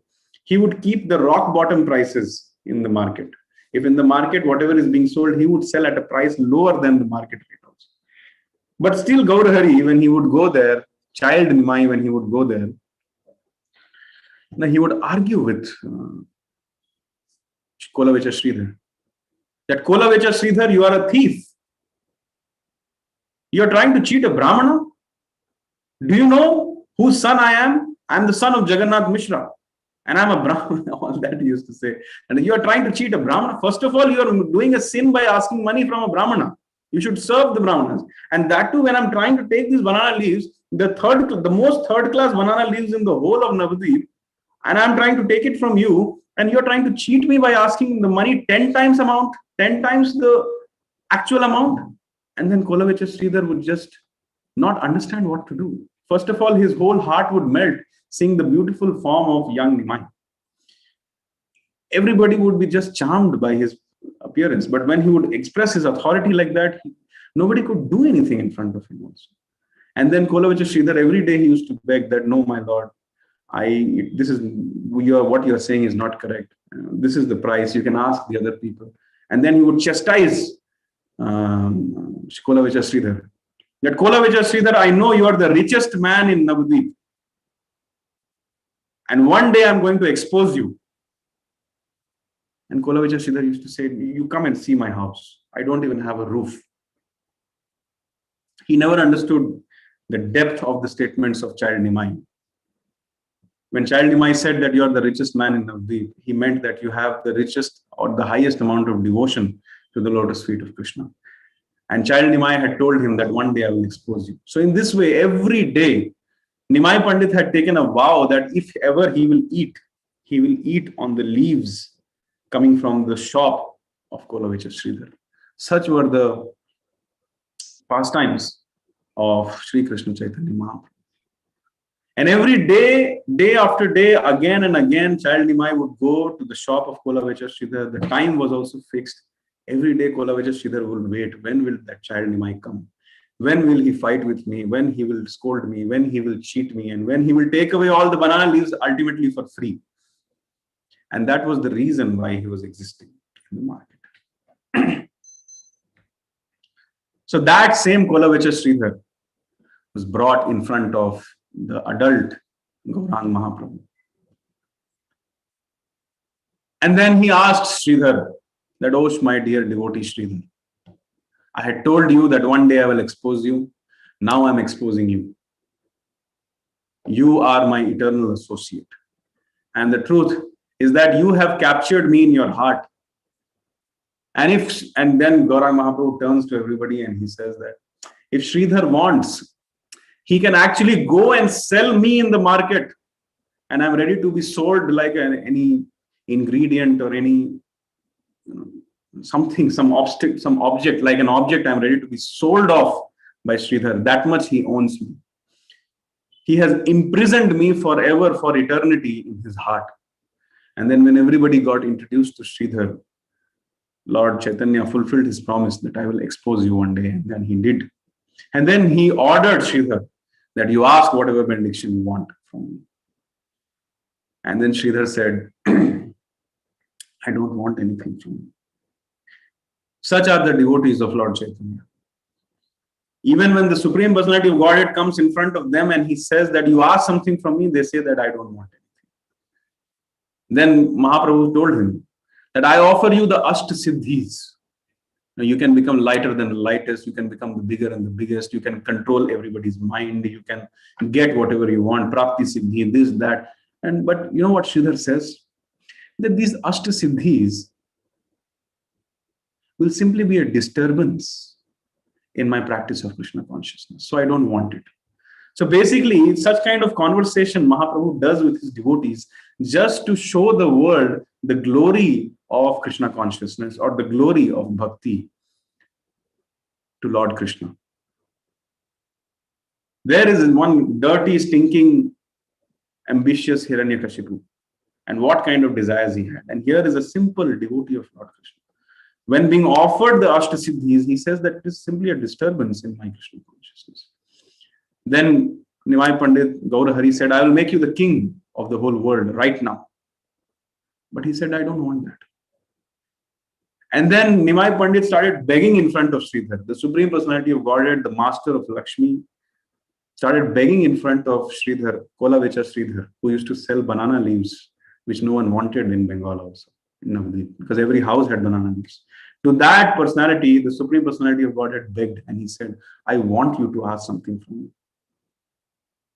And then Kolavachar Sridhar says that if you are really pleased with me, then please give me this benediction, O my Lord, that I may always remember that 13-year-old form of young Nimai, and I may always meditate on you coming to my shop every day, cheating me, scolding me, and ultimately taking away everything from me without even paying me. Please give me a benediction that I can always remember the moon-like face of young Nimai in the core of my heart. And that is all I want, and I don't want anything else.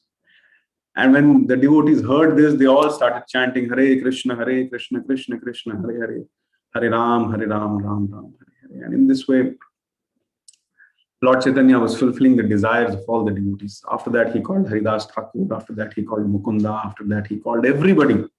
And one by one, he even called his mother and fulfilled the desires of his mother. And so this is one such pastime where Gaur Hari has assumed the mood of Krishna. But immediately after the Mahaprakash Leela, he again comes in the mood of devotee. And then he starts begging everybody that you please bless me. I'm the most unfortunate person. You please bless me so that I can attain the lotus feet of Krishna. So such are the inconceivable pastimes of Lord Chaitanya and Lord Nityananda. So it's already time now. There is no limit to discussion of Chaitanya Leela. I would request all of you to intensify your practice of Krishna consciousness in the coming week. Please be very, very eager to welcome Lord Chaitanya in your life, in your heart. Try to dedicate your life to the service of Srila Prabhupada. Please increase your number of rounds. Please read the books of Srila Prabhupada. Associate with the devotees. Chant Hare Krishna. Offer nice bhoga to Gaur Nitai in your house, to Krishna Balram in your house, or to Radha Krishna. And in this way, make your life successful and count the number of days, the number of hours, the number of moments from now till Gaur Purnima, and become Chaitanya conscious, become Krishna conscious. And in this way, make your human form of life successful. So with this, I would like to end today's discussion. If there are any questions or comments, they are welcome now. You can type it in the chat box, or you can also raise your hand. I'll unmute you and you can speak up. Okay. In case if there are no questions, then we will wrap up for today. Thank you very much. Hare Krishna, Krishna Krishna, Hare Hare, Hare Ram, Ram Ram.